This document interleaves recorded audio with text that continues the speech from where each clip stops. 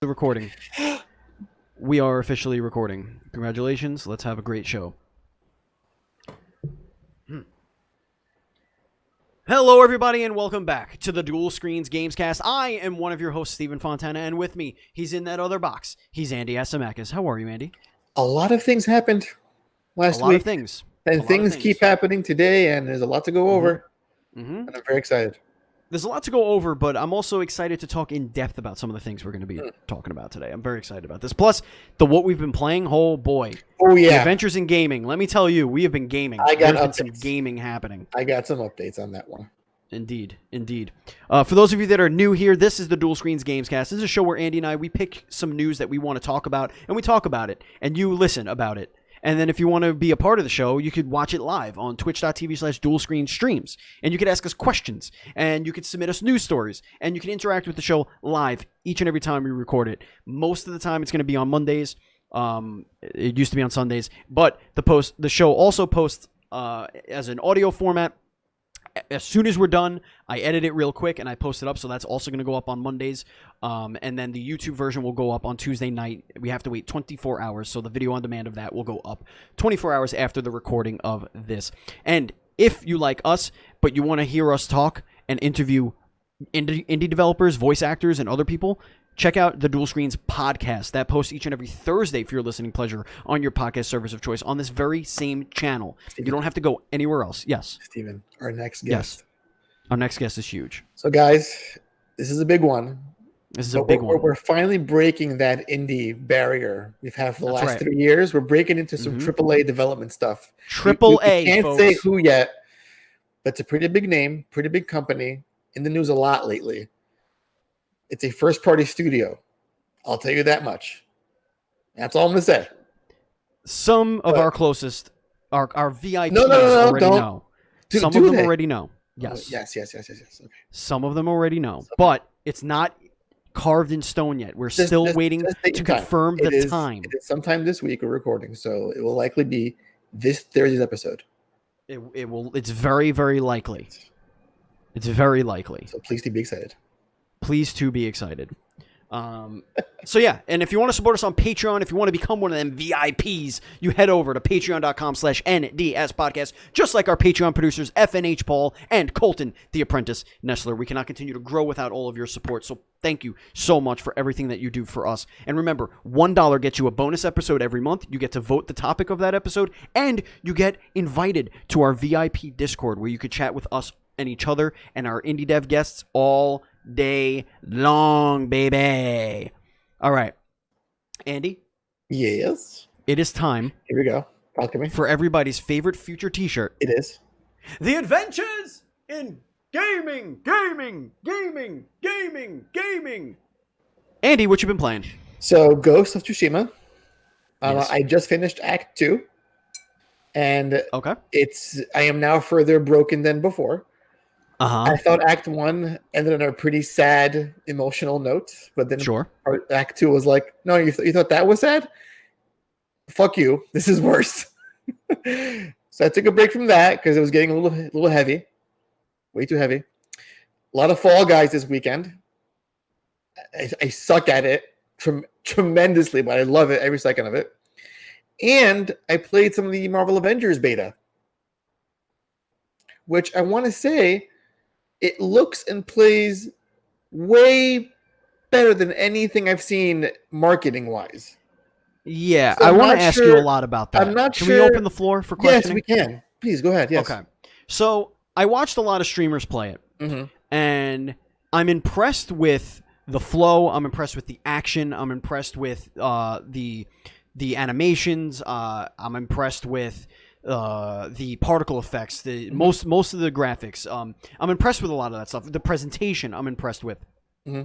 What concerned me was the way that they structure the multiplayer stuff that you do with friends.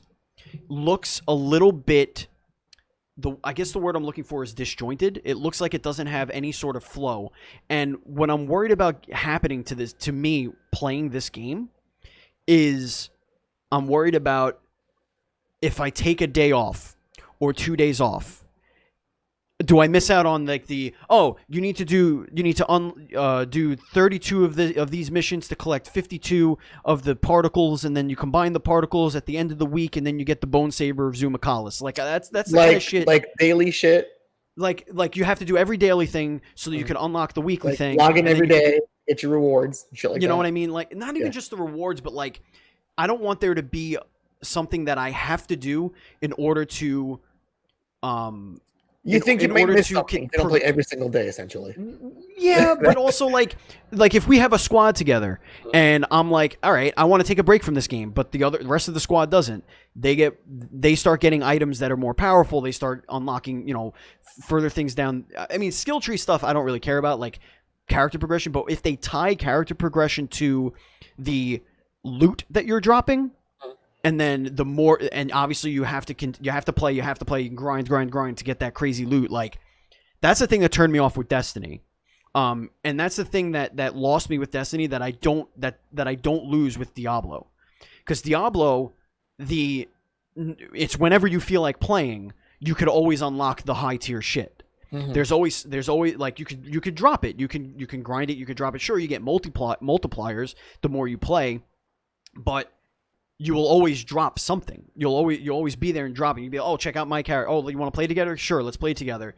And then you'll drop other loot. Whereas in Destiny, it was like, everyone's going to drop the same bullshit. Everyone's going to drop the same thing. But if you have to do this raid, because this raid has this one item that makes everybody's light level higher, so that you can do more shit later. Like that kind of stuff I just don't like. And there's definitely some shades of Destiny in this game's presentation and the structure. I was like, even with the way the reticule looks when you're picking menus, it looks very much like Destiny. Yeah, but I'm okay with that because Destiny at least works for sure. Yeah, of course. Destiny for the most part works, so I'm not really too worried about that. Right. But it is very clearly a beta. Mm-hmm. It needs polish, which is concerning because the game comes out in less than a month. Things feel a little clunky combat wise at times. The way the actual contact registers, it feels a little bit rough to me. Okay. Everyone smacks like the Hulk does. Everything's like heavy and just there's too much weight on it. If that makes any sense to you.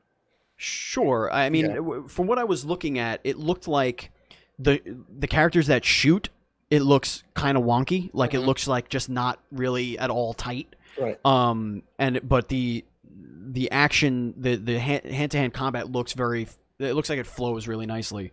Right. And everybody kind of plays nice together. The costumes, it looks like they're going to do a really good job with the costumes. Because I saw like a Hulk in a suit with like a derby on. Dude, I saw a gray Hulk with a chain, a wife beater, and a backwards cap.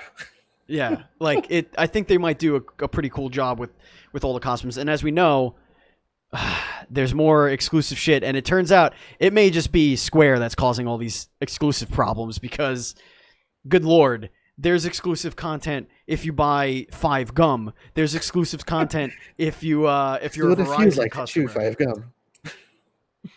They gave away 10,000 copies of the game to Verizon customers. They're really pushing this thing. The marketing is strong with this one. It's a game of service, man. That's what it is, sure. And that's what it's gonna be that, and that's fine. I hope that they don't give up on it. I hope that they continue to improve it. I don't think Square, aside from the Final Fantasy MMOs, I don't think they do this kind of thing. Mm-hmm. So I'm pretty excited to see what this game does in its first 6 months to a year. I'm still not 100% convinced this is a game that is going to hold my attention for long periods of time. Yeah, like I said, the marketing and the trailers released so far did not do the game any justice. I felt like it was just night and day with how it looked, how it played. And again, like I said, it does feel like a beta, but between now and it was a month away from release, not even 3 weeks. I hope it's just an early beta because it needs work, particle effects wise, control wise. When things get nuts, it gets really insane on screen. How you can't see where things are sometimes. It kind of reminded me of Anthem, like the way Anthem. People really liked the gameplay of, but it looked very chaotic. It looked like it didn't have a focus. But I think they eventually fixed that. I mean, I don't know. Anthem has just been fucked up. What are you playing lately? Talk to me. I've been playing Fall Guys. Oh yeah, of course you are. If I could get in. Server issues galore, and there's a reason for that, which we're going to talk about in an indie news update. But Fall Guys is really good, but what they present you with is great, like really, really great. But I'm disappointed in the server issues, yes, but I'm mostly disappointed in the fact that there's only 24 games. I thought that the target was going to be 30. I feel like they could have done way more as far as variety goes with even the concepts of the games they do have. I feel like they could have done more with. One of them, a simple idea, like you remember Slime Climb? Right. Yeah. That's the one where you're going up and they're in the room and the slime is slowly right. A simple idea would be to reverse that and get rid of the slime, moving mechanic, but have them just start from top to bottom, going through the obstacle course that way, where everything's like slick. That would have been, you know what I mean? Just like slight variations on the shit that they have. Just to change things up a little bit, because as you're playing, you will see the same games over and over and over and over and over again. Which they're still fun. They're varied because of the player base. The players make it interesting. The trolling is hilarious. Like, getting trolled and trolling other people doesn't feel like bad. It feels hilarious. Like, even if you're the one being trolled, I still can't help but laugh and be like, you mother. What are your thoughts on the team games? I love the team games. Right? I love the team games. I love every game I play except for the memory match game. I love every one of them. Oh, but you can do a nice little cheat with that with your friends, though. You each stand on a fruit tile. Yes, absolutely. The problem is my short-term memory is awful. Right. So I just follow the crowd and hope they're right. I'm on the banana. It's like, there's a banana on the screen. Shit, what the fuck's the banana? It's not on me. No, I'm like, okay, I'm banana, and then I'll be like, grape, strawberry, and then I'll be like, okay, don't remember which way anything was. So what I do now, I've found the key to victory on the memory game. The key to victory is go to the most crowded, get in the middle, grab somebody, and drag them to the edge. Push them off. Because usually the memory game just has 1 to 3 eliminations, and it's over. Yeah. So just get in there in the most packed, grab somebody, and shove them off the edge, because if they don't fight back, they will fall off. But I see your point, though. I feel like the game does need more mini games, because I was playing for a good 6 hours on Friday night. Yeah. And it was, I think I didn't play all the games, but a lot of repeats. It's like, well, I've already done this like 4 times already.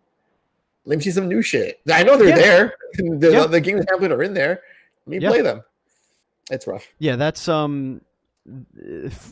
just for me, that's like the number one. My number one complaint is just give me some more games. At the very least, our indie game news updates will light a fire under them to really push. They are set. Yeah, they are definitely going to hire people, level designers. They're definitely going to be there, because the indie news. Well, that's not the only game I was playing this week. So let me just finish with that. I've been playing Rogue Company a lot. That is also in its beta access. That only has 2 game modes available right now to play. I'm really enjoying it, and I'm really good at it. Like, I'm not like god tier, but like I'm serviceable where I'm not like the weak link on my team. Today I had 25 and up kill matches multiple times.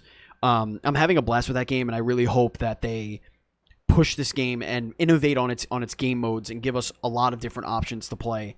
Now that could also fragment player base, but you could rotate them to two different game types, and rotate them.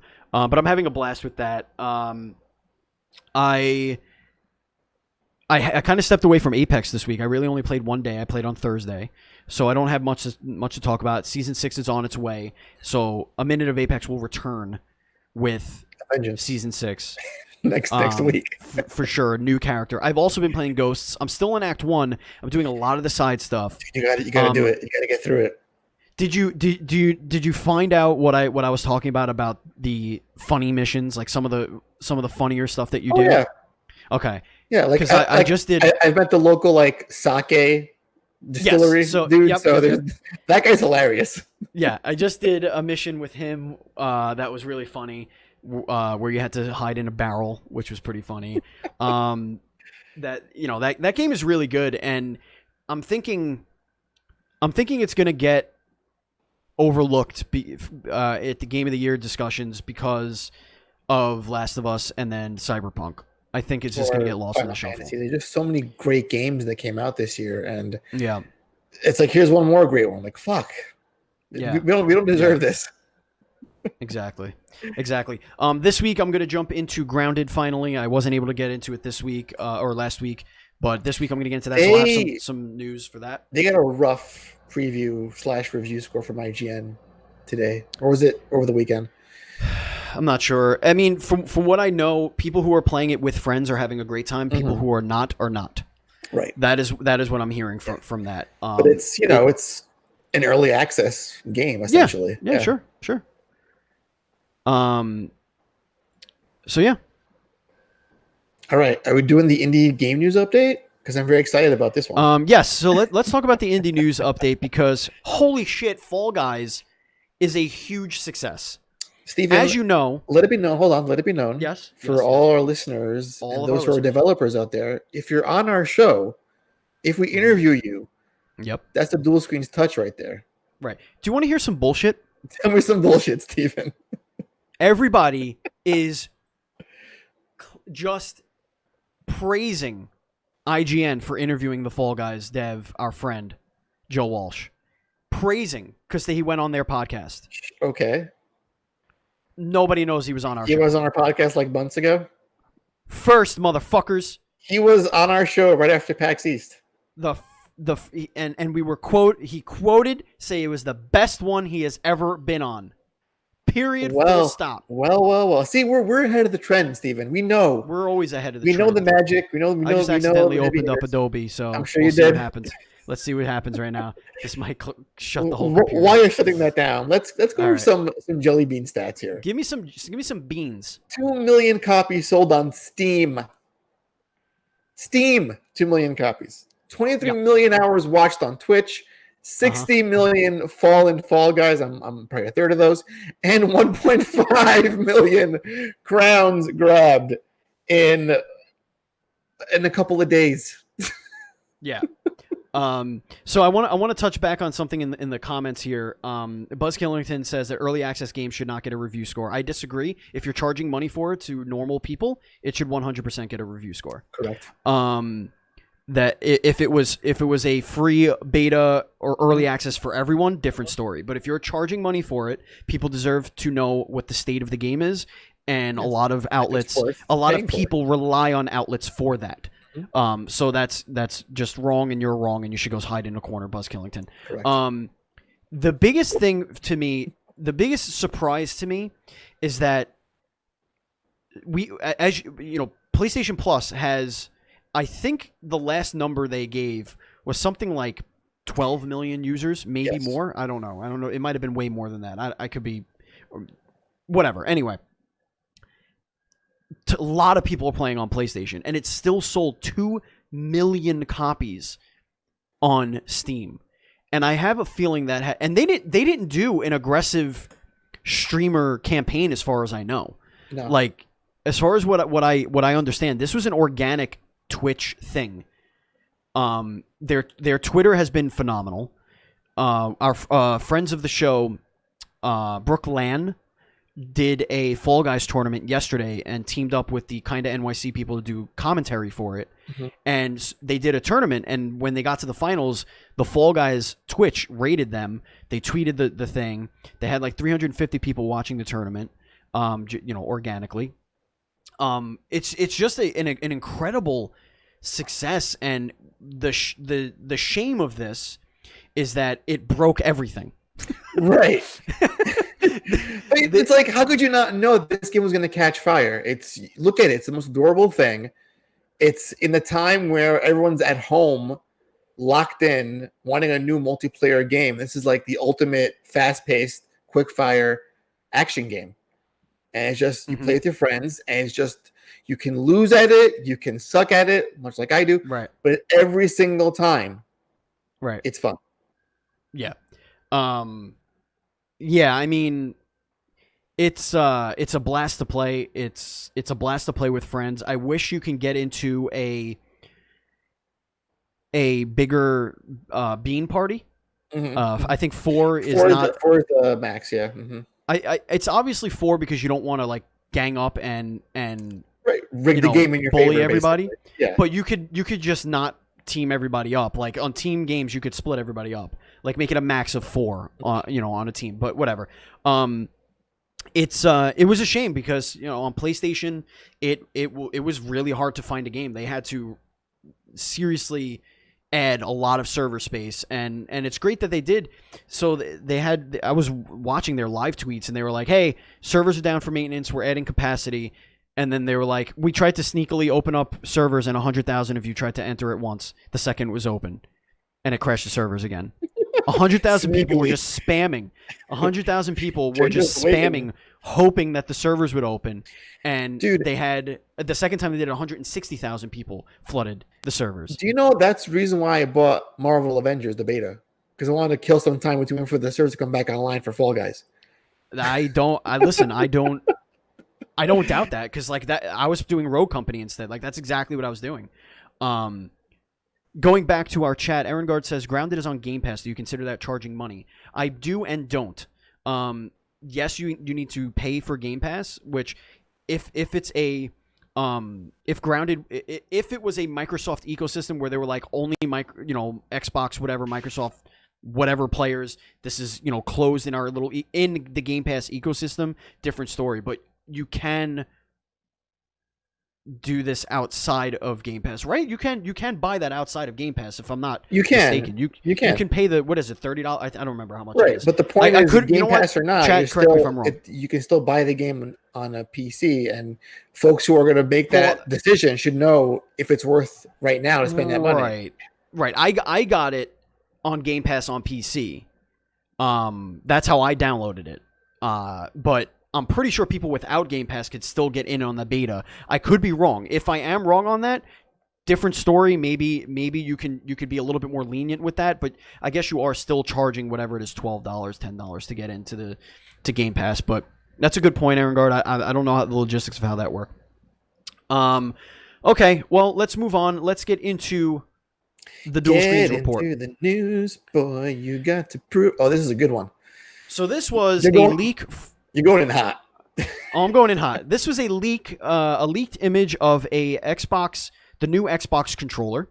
It is a white controller, and supposedly this was from a looted Best Buy, which means this is actually in stores, but not on like the street date has not been reached yet. But the back of the box denotes 2 Xbox Series consoles, the X and then / the S. So this all but confirms something that we still have not gotten official word from Microsoft about, that yes, there is most certainly a lesser powered console, and it is 100% being called the Xbox Series X. This is the worst kept secret for those of you, worst kept secret, but for those of you keeping score, we have the Xbox One X, the Xbox One S, the Xbox Series X, and the Xbox Series S. For those of you also keeping score, yes, this now has given Microsoft the lead in the most confusing Xbox console naming market. Hey, look at that. Of all time. That's a W, right? It did something. That's a W. That's a big time W. They did it. I love how this came from stolen goods, this bit of news. And I'm wondering if there's a Series X in this person's house somewhere. Because you got the controller. Come on, man. There got to be a console in there somewhere hanging around nearby. There's got to be. I don't know. The controller looks kind of cool. It's like a little bit more. It looks like a little bit more compact. I don't know if that's just maybe the picture quality, but it looks kind of cute. It looks comfortable. Yeah. It looks a little bit thicker, but smaller, if that makes sense. I would say at this point, just announce it, Microsoft. What are you waiting for? At this point, it's all but confirmed. It's undeniable at this point. Just do a thing, own it, and do that in a price announcement.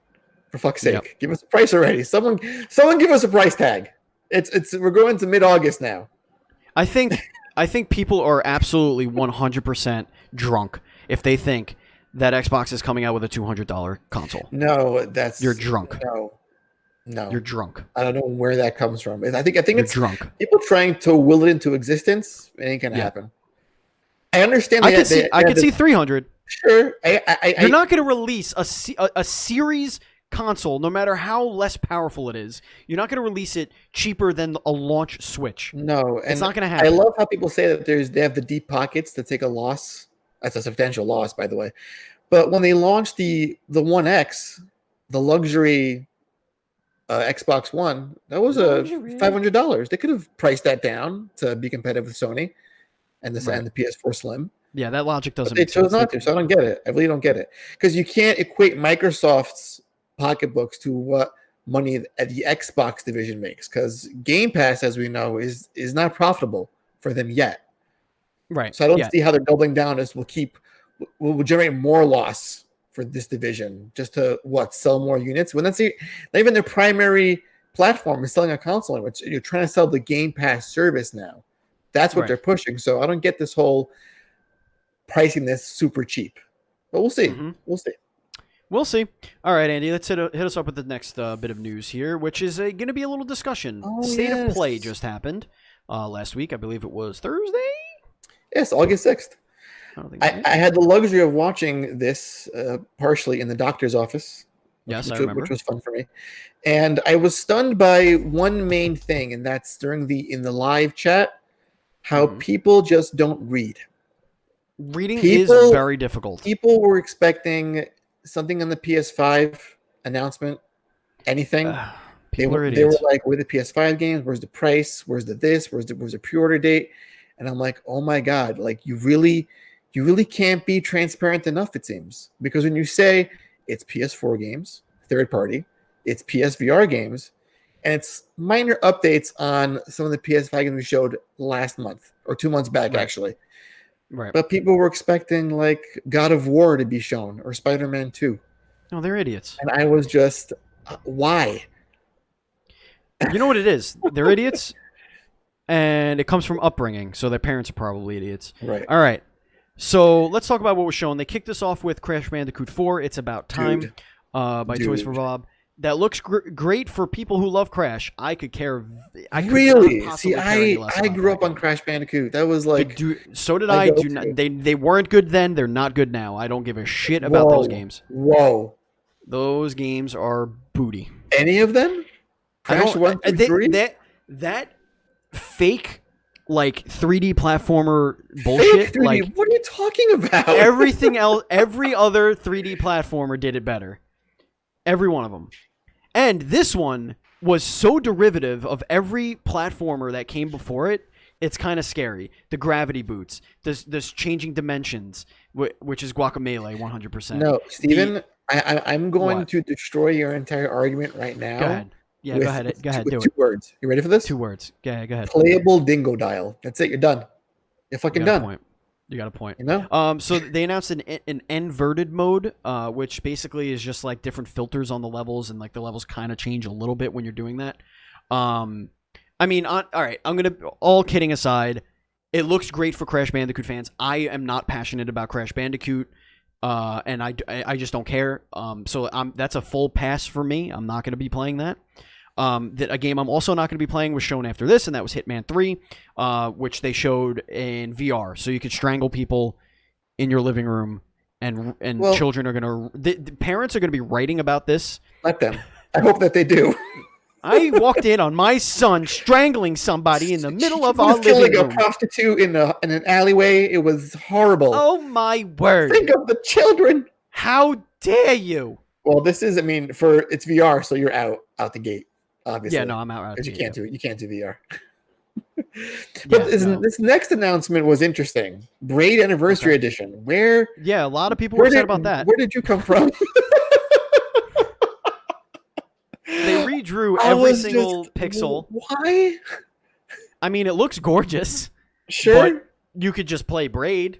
If you want it.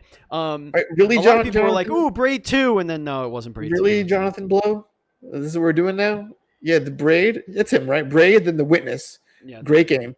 And then we're going back to just resting on your laurels there, guy. Okay. And of course, the brain damaged people think immediately that this means that Braid 2 is coming soon. Yeah, of course. Yeah. It also means we're getting Hitman 4 exclusively for VR and PS5, in case you were wondering. Exactly. Here's one that actually piqued, at first didn't pique my interest, and then towards the end got me interested, and that was The Pathless. So the game looks not fantastic, like graphically. It's a PS5 game. It was running on PS5. It didn't it had an interesting art style. It kind of looked like Breath of the Wild. And the whole mechanic is that you're running and you're running and you're running and you're shooting these little runes, and then you're going faster as you're shooting them. It looked like one of those endless runners, like Temple Run. That's what it looked like to me, just with an archery mechanic. But then, and it's completely open world. You're like solving puzzles using your bow. And this like eagle that you can glide with, basically like a Breath of the Wild glider.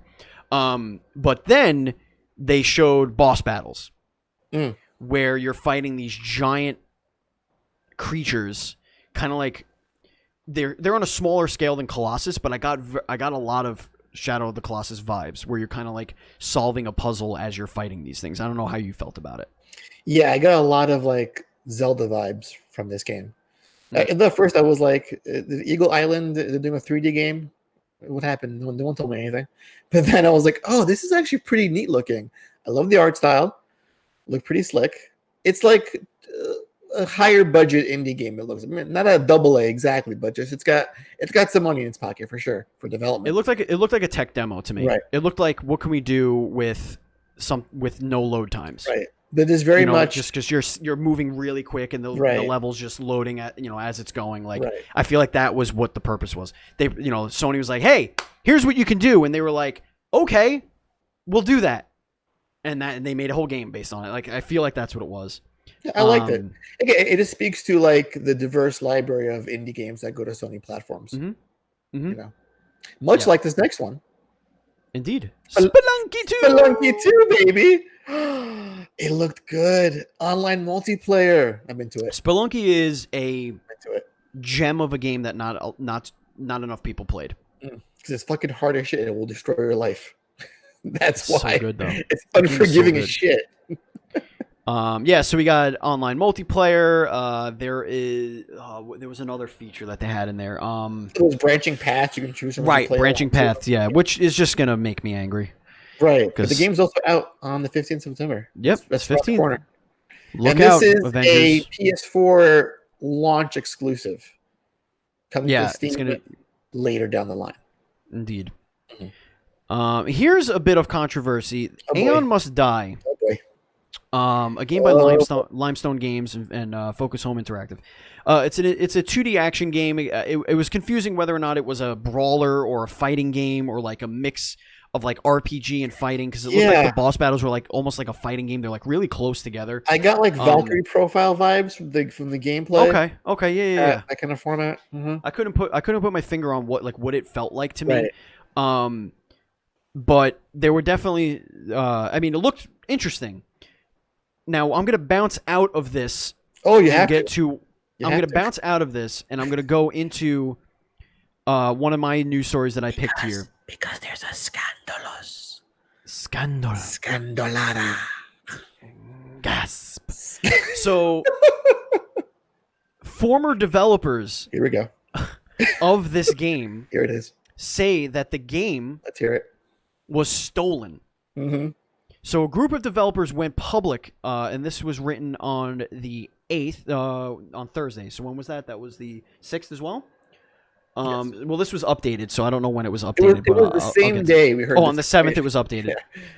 All right, so a group of developers went public with serious accusations of overwork and theft against their former employer, the Estonian studio Limestone Games. The claims surfaced shortly after the trailer for Aeon Must Die. The game they say was stolen from them was shown on the State of Play broadcast. In total, 8 members of the Aeon Must Die creative team resigned from Limestone Games in June, according to a cache of testimonials published by the former employees earlier today. The ex-employees attribute the decision to what they describe as poor working conditions at the studio and the behaviors of its chief executive. Limestone Games has not publicly responded to the allegations. Quote, The trailer was created with abuse, manipulation, and theft. The description of the third-party YouTube upload of the And Must Die video reads before linking to the aforementioned Dropbox repository. Quote, people who have worked on every shot of this are no longer with the company holding IP rights. Some were not even paid for their work. The real IP for the game was stolen from the creators via foul play. So obviously this is like a translation thing. Like, or English is not their first language, I don't think, so it's kind of weird. The names of the and other assorted details have been redacted from the Dropbox documents because of ongoing legal situation. The complaints are led by accounts from former CCO Alexei Nehoroshkin and co-founder who co-founded Limestone Games in 2016. According to his statements, he received little support from the current CEO in hiring additional developers to work on And Must Die, leading to severe workload issues that he says often resulted in long stretches of crunch. Nehoroshkin goes on to accuse Lysenko of working with a major investor to become the studio's sole board member and assume total ownership of Limestone's intellectual property, while Nehoroshkin's was focused on development. That's a power move right there. So there was an update where the publisher, Focus Home Interactive, was looking into the allegations, so Limestone may just lose their publisher at this point. Washed their hands of the whole thing. They were like, we had no idea this was going on. Don't blame us. It's all on Limestone, baby. Apparently, what's the word I'm looking for? Freelancers were brought in to use the assets that were created to make that trailer. So it wasn't even the people who made the game that made the trailer. See, now, I understand that, we can talk about crunch till the cows come home. What I'm focusing in on is harassment, abuse, corruption, and manipulation. And theft. Theft of IP is an interesting word. This is deep. This also screams like future guest on the show. If his English is kind of okay, we'll find out. But it reminds me of one of our former guests when we talked about Fell Seal, how he worked on a game and didn't get paid after it was released. Yeah. I mean, shit. Pay your employees, dude. Way to just take out any hype or buzz for a game the second it was, because this game looked good. I like the art style. It looked cool. Yeah, it looked cool. Seemed really now I don't even trust that it's a game at this point. Right. It's just like there's nobody making it anymore. That's just how do you not know? How is Focus Home and then Sony not know what's going on? Like I can't explain that. Let's get back to the oversight in that. Yes. I mean, here's my guess is it's a studio that was kind of out of sight, out of mind for the publisher. And they were just like, do you have this? You hit your milestones. You hit every milestone. Great. We're going to submit this. Sony was like, cool. This is great. And that was it. They didn't know. I honestly don't think they even know what was going on over there. Probably because they couldn't be told because of the online legal stuff. Right. So unless they were named in the lawsuit, like Focus Home was named in the lawsuit, they probably didn't even know this thing was happening. So I mean, who knows how the law works over there in Mesopotamia, wherever the hell that fucking shit was from. But it is what it is. Sounds made up. It's not a real place. Next game. The next game that was shown in the showcase was Anno Mutationum. I don't know. I don't know anything about this game. This one I don't even remember seeing. If I'm going to be completely honest, I think I was getting my CAT scan during this part of the presentation. I don't remember where I was during this. But according to GameSpot, it's an adventure game featuring 2D and 3D segments and a unique mix of pixel and 3D art. Wait.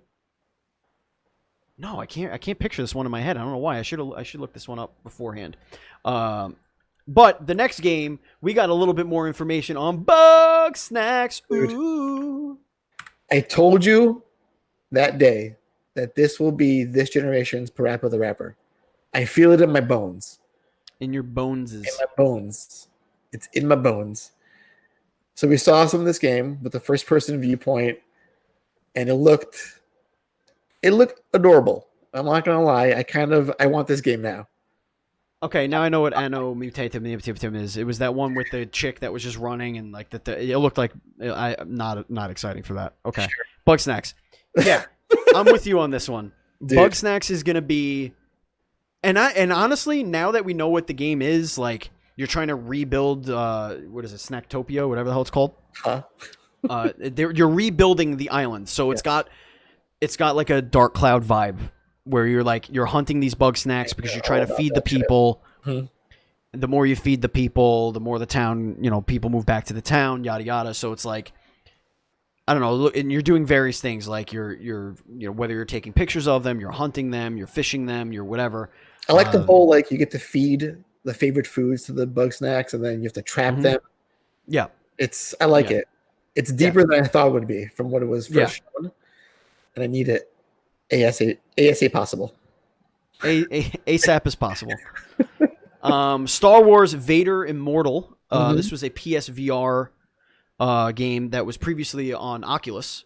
Yes. So, and this one, it's your lightsaber game. So, for you huge fucking nerds that have a VR headset, a PSVR headset, and a big old not an Oculus because you don't have a gajillion dollars, and if you're a big old Star Wars nerd, this looks awesome. I'm not gonna lie. However. I would be okay with playing this like Skyrim, like in non-VR. Oh, sure. This looks like it's a cool first-person Star Wars lightsaber game. I'd be down to play that in not VR. Well, I'm sure that's when you saw Iron Man. That's what you felt like as well. Like, shit, could this just be a non-VR game? Because it looks cool. I want to play it, but I vomit when I play VR. Yeah, that's exactly what will happen. Now it'd be interesting to play. How interesting would it be to play one of these games where the person not in the VR headset has the controllers and the person in VR is just controlling where you're looking, where you're aiming, like a Voltron of sorts.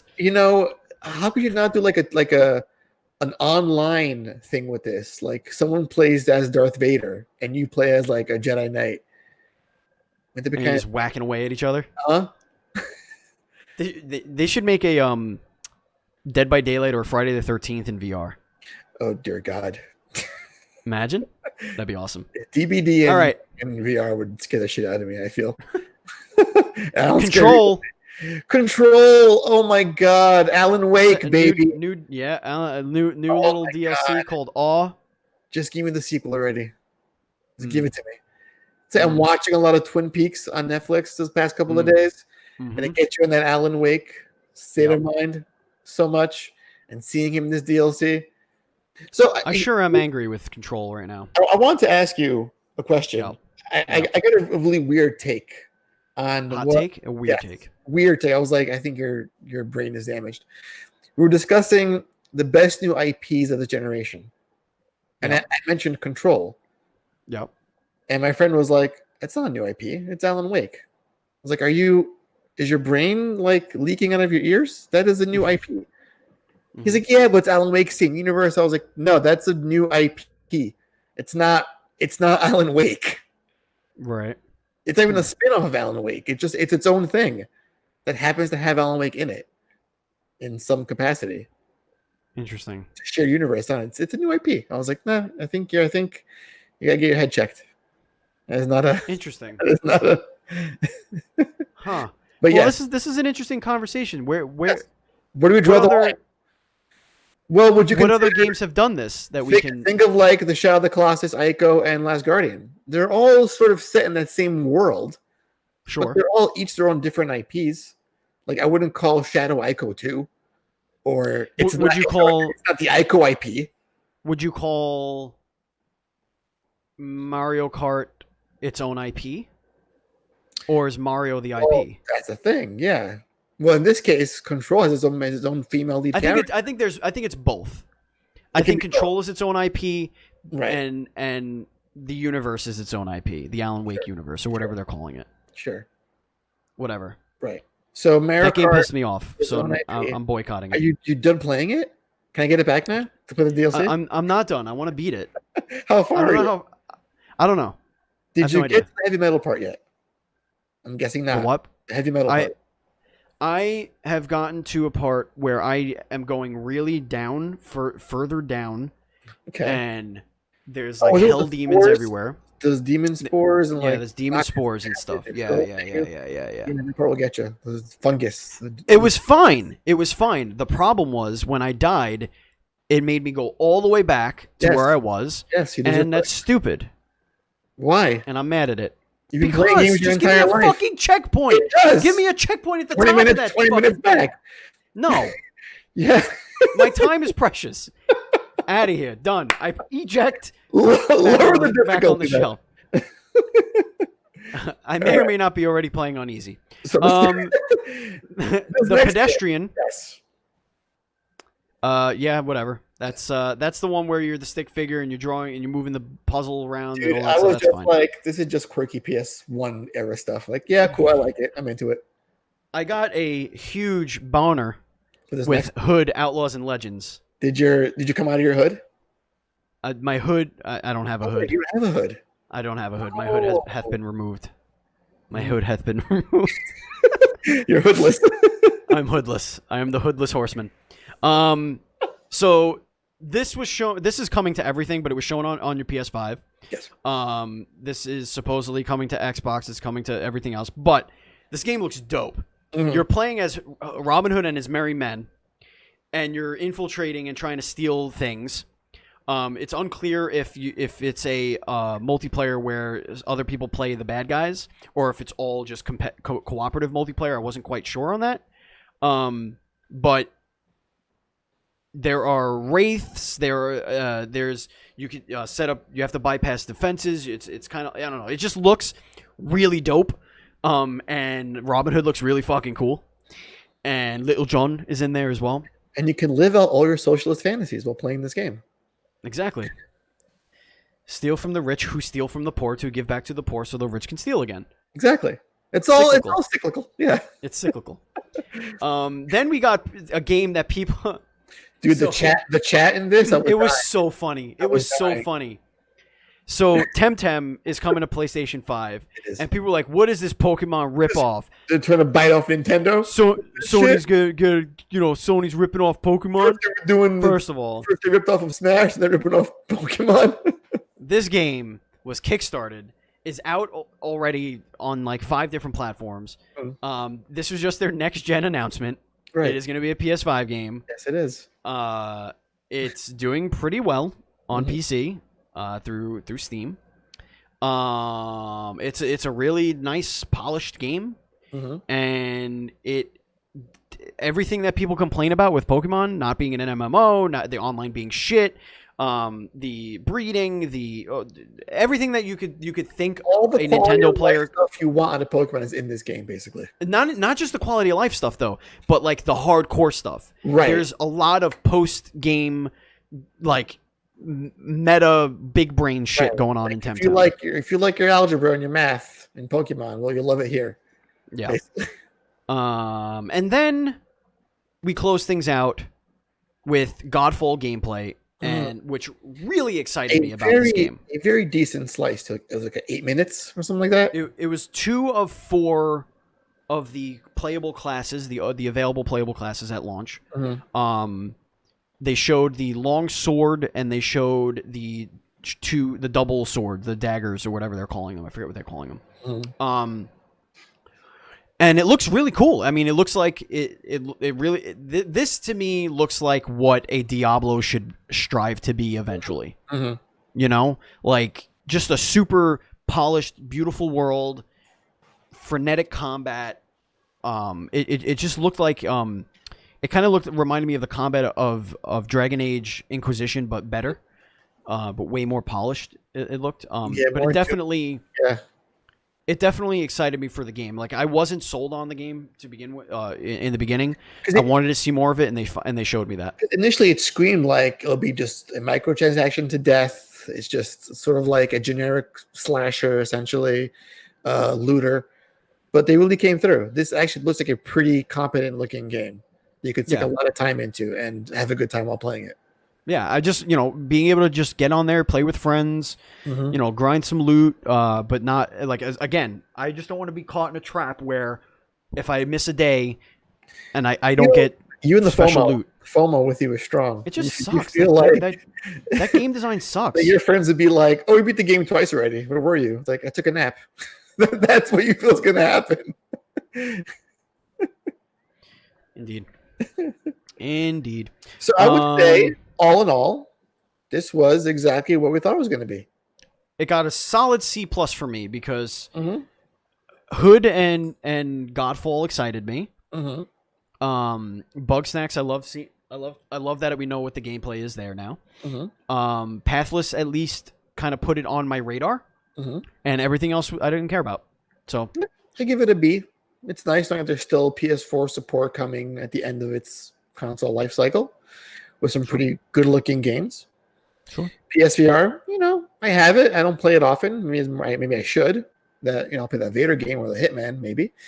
But maybe. At this point, I feel like all of us we're just eager for next generation to come, and it's hard to give this stuff its proper due and attention because we're kind of. I think we've all moved past this. It's also after Last of Us Part 2 and Ghost. It's like, all right, PS4, I get it. What can really make you excited about PS4 games now? This seemed like a thing they had to do to get it out of the way, right? And you know what? If it's fluff, that's not going to be in future shows. I'm all for it. Exactly. Yeah, I think from now on we're going to get very specific deep dives into what's coming in launch window or even launch for PS5. I think that's going to be their focus going forward. That's what their focus needs to be going forward. Yes. So we'll see what happens there. All right, Andy, take us into this Xbox story. Oh, yes. So apparently there was the Microsoft branding going into this year and all things Xbox Series X or their next generation of consoles and their services was in this Xbox 2020 branding. It was first announced back in May, and after using it one time, it was quietly canceled. Went away forever. I'm not really sure why. An update was made to a May somethingth post on their main page explaining the decision and how they felt that this would be the only venue or branding to announce certain things, and they didn't want to go that route. So they kind of just stopped it. And the quote is, it's implied we would be releasing information in one way only. But I feel like you used it one time, no one cared about it, so why are you mentioning it or updating it? Just keep doing what you're doing. Just announce your live streams, announce what they're going to be about, and we're fine. You need these weird banner titles for your announcements. Yeah, I don't understand. None of this none of this really matters to me. I mean, it just seems like the one thing that I could say, I guess, negative about this is it clearly somebody's fucked up with branding. Like, there was a decision being made somewhere, and then they were like, nah, this shit sucks. Now, could that be because of the pandemic? Maybe. Could it be a reactionary thing? Maybe. Could it just be... You announced it during the pandemic, though. Yeah, I don't know. But maybe they thought the pandemic would be over by now. I don't know. It is what it is. Getting back into the chat, we want to talk about... a couple of things from the previous story. Erengard says, Steve, I'm with you 1,000%. Games where missing day one or even beta makes playing the game less fun and more just running along behind your friends, waving as they pass you as you pass the world while trying to keep up with them suck. Yeah. So essentially, yeah, it's... I've been before. It's not pleasant at all. It does. It's like an MMO. It's like, when you're playing an MMO with friends and you miss a couple of days and they do a couple of raids and they get, they beat a couple of bosses or whatever and they're level 32 and you're level 21. Like, what are you going to do? Nothing. You can't do anything. You can't play with them. They could power level you and you could just sit there, whatever. But I mean, that's a game design that people do enjoy. People want to live in worlds every day. I want to play many games and want to be rewarded when I play any of them. Mm-hmm. That's how I feel about it. Okay, so here's a really... Actually, I want to end on this story. Andy, can we talk about the Pikmin 3 Deluxe announcement? Let's get into it. Oh, dear God. So Nintendo has, again, not much going on this year, it seems. Dipping into that Wii U well. A few things, and Pikmin 3 Deluxe was officially announced for the Switch. It includes all the DLC, and the dog is even my dog is pissed at this announcement. So angry. He's angry about it. You'll be getting the game, the full game, all the DLC, plus some brand new side story missions featuring Olimar and Louie at a full price of $59.99. Yes, indeed. Why? I have a theory. Why? I have a theory. What's your theory, Steven? I think every Wii U game, every first-party Wii U game is already and Wii major Wii game is already made for Switch.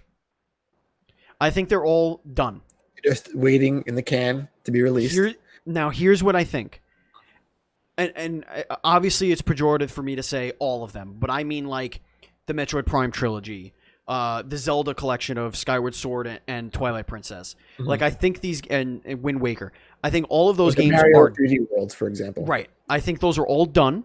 I think they're in the vault. And here's what I think is happening. I think internally, the games that they are working on that are Switch only, I think when something is getting delayed or something is not hitting its target, they break one of these out and release it instead.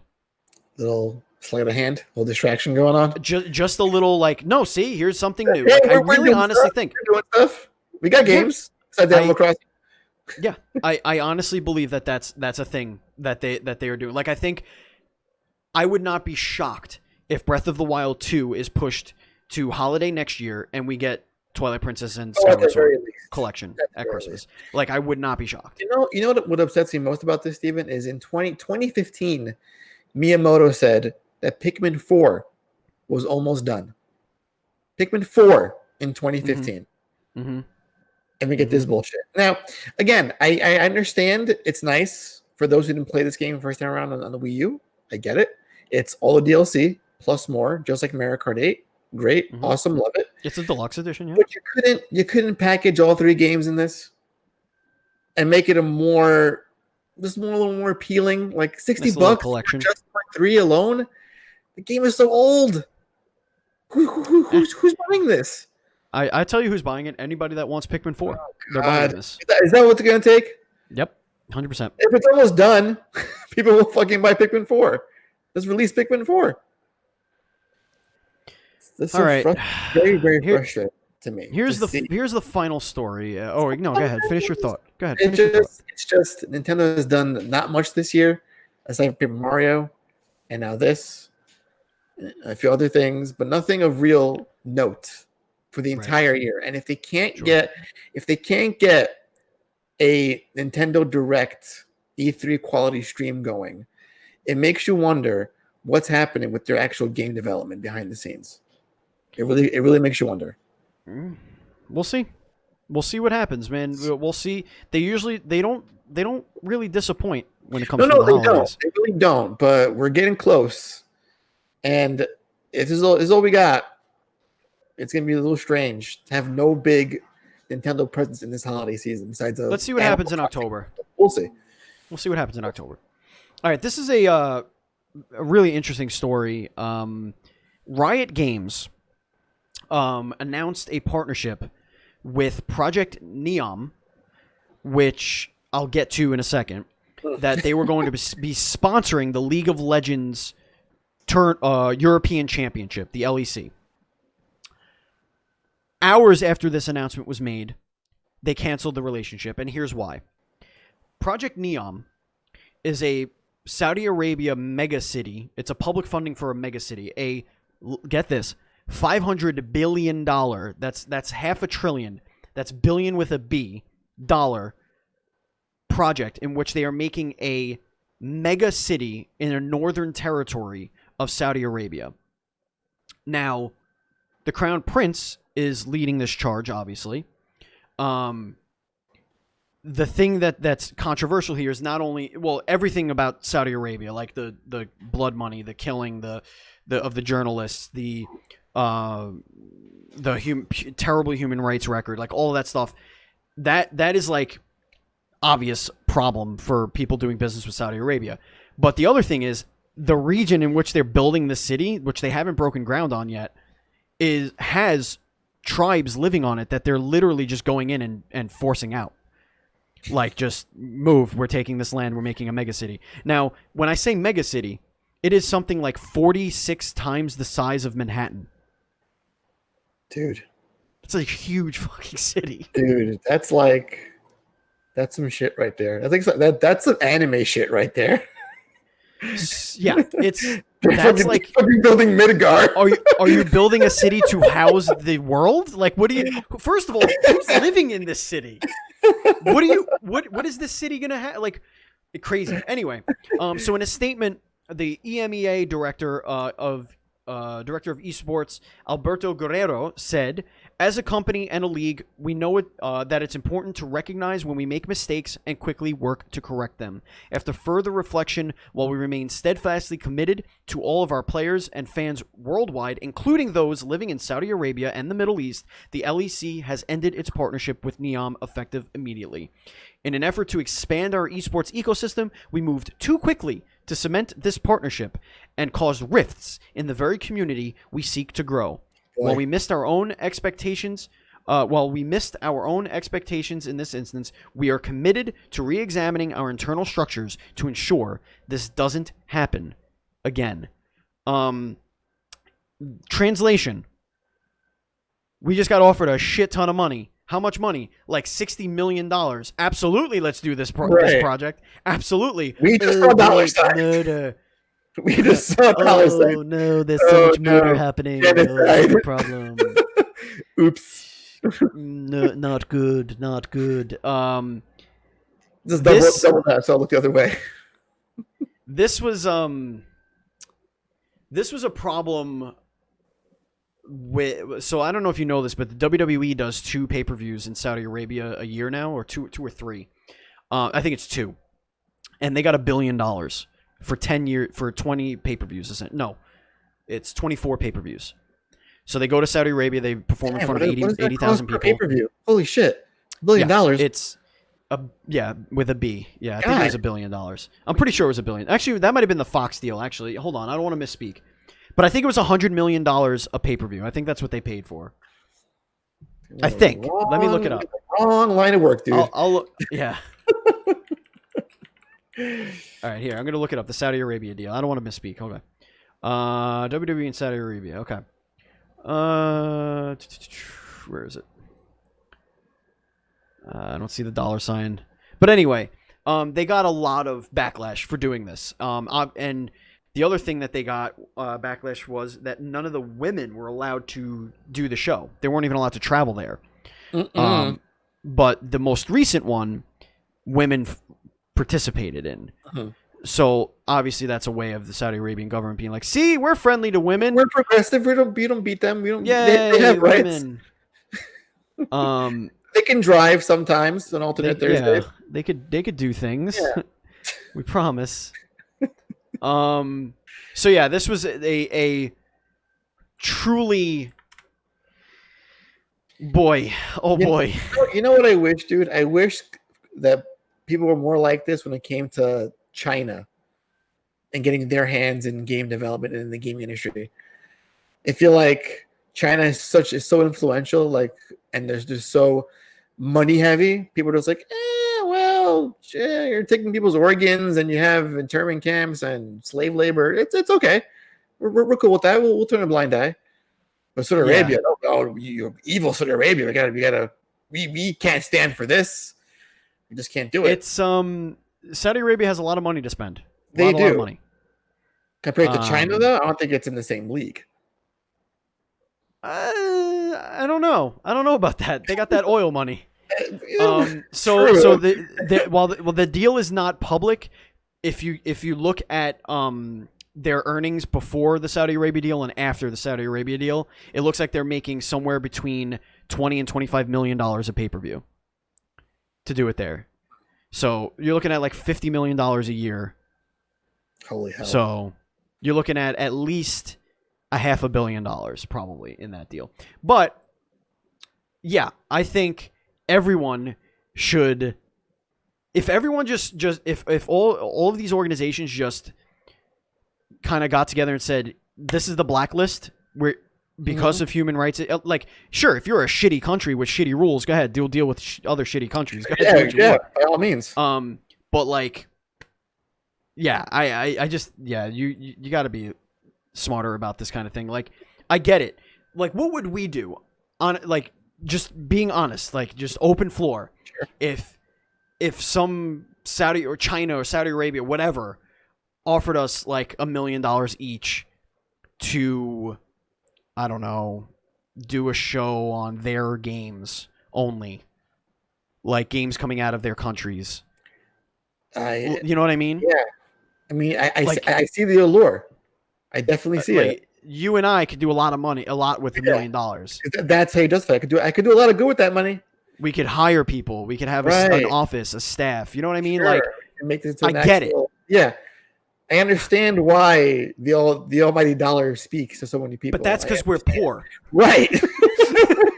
If I'm already $1 million company, if I'm already Riot Games, so what we should be saying is, sir. we should be saying to our government, we should all be millionaires to prevent us from committing these horrible, unspeakable acts and aligning with those who have gross human rights violations. Let's ensure our own wealth. Mm-hmm. Sure. All right, folks. That is going to do it for the Dual Screens report. And now it's time to get... Oh, man. Let's go into the hype zone. Andy, take us into the hype zone. There's a game coming out called Bugsnax. And I'm talking about Bugsnax. Now, there was a time when I felt that this game could be the game of not the year, not the generation, but of our lifetime. Our lifetime, yep. The theme song, the aesthetic, the design, the bugs and the snacks. Yes, it all speaks greatness. Yep. Strawberries with eyeballs on them. It all looks so great. But a recent interview with the young horses over at pushsquare.com revealed a feature which has now been dropped from the final version of Bugsnax. A dropped feature, you say? Yes. And this is a game changer. So much that I think that this game is no longer my game of the year, generation, or lifetime. Okay. The question posed to young horses was as follows. What is one thing we don't know about Bugsnax that you would like to share? And they answered. There was a time when Bugsnax screamed in delight when they were eaten. That was too much. The Bugsnax you will catch now no longer scream audibly. And to this I say, boo on you, sir. Boo on you. 10. 6 out of 10. Not enough screaming hard. This would have pushed it over the edge, dude. Why is this not there? No, I want this. Why'd you mention it? Just patch it back in and all be forgiven. That's it. That's the hype zone. That's the hype zone, folks. We are going to open the floor to our chat. This is the mailbag section. Please, indeed, hit up the mailbag. Tell us ask us questions. I do want to address Erin Guard 2112. Yes, Animal Crossing did come out this year, but that's all that came out this year from Nintendo. And again, of course, Paper Mario. We got some DLCs and whatnot. Paper Mario. Listen, don't sleep on Paper Mario. I'm not. Did that crack the top 10? I don't think so. It's all about Animal Crossing. That's all they have got going for them for the whole year. Like, and we knew about the game for a while. Like, it was coming. Like, that was like the first big game of the year, but it was their only big game of the year, it seemed, from Nintendo. Yeah, we didn't know that it was. You thought it was like, all right, it's a good kickoff for 2020. They're just holding a lot. They're just holding a lot close to the chest. All right, while we're waiting for the chat, if they want to ask us any questions, let's just let you know where you could find us. If you want to find us on social media, we are at NDS Podcast. I am at Batchild27, and Andy is at PantsGuy. And our Facebook group is facebook.com/groups/DS Podcasts. Again, if you want to follow us on Twitch, it's twitch.tv/dualscreenstreams. We do this, and we also play Dungeons and Dragons once or twice a month. Dual Screens and Dragons is that show. It's just us playing D&D. So if you want to come hang out and watch us play D&D, please feel free.